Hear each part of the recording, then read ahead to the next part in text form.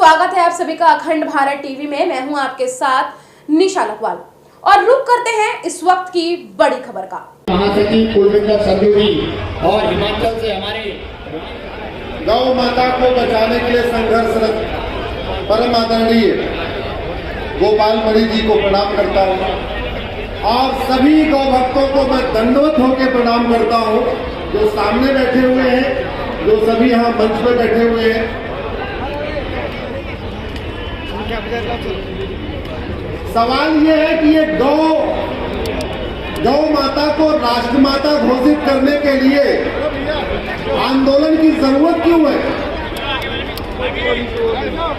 गौ माता तो राष्ट्रमाता है,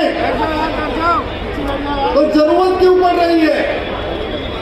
जरूरत इसलिए पड़ रही है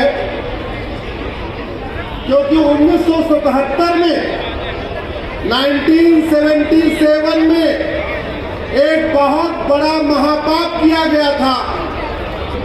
भारत के संविधान में के सेकुलर शब्द जोड़ दिया गया, चोर दरवाजे से जोड़ दिया गया और वो सेकुलर शब्द आज तक संविधान में बना हुआ है।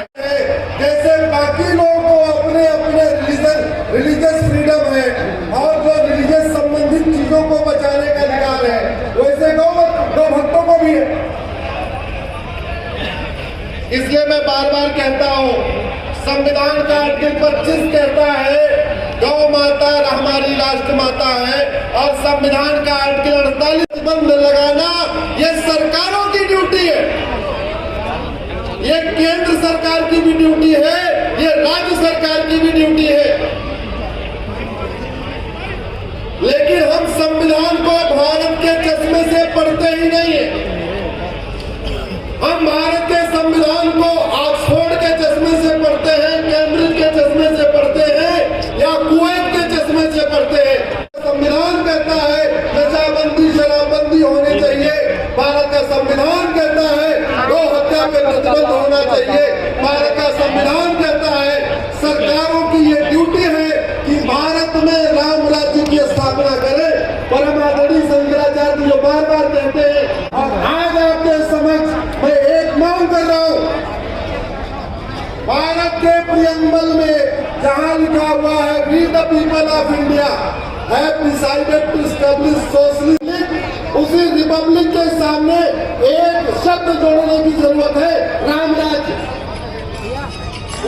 उसी अब समय आ गया है कि भारत के संविधान के प्रियम्बल में सोशलिस्ट सेकुलर डेमोक्रेटिक रिपब्लिक के बाद एक शब्द जोड़ दिया जाए, राम राज्य, और राम राज्य से सबका कल्याण होगा।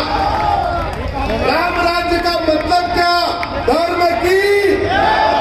राम राज्य का मतलब क्या? अधर्म का।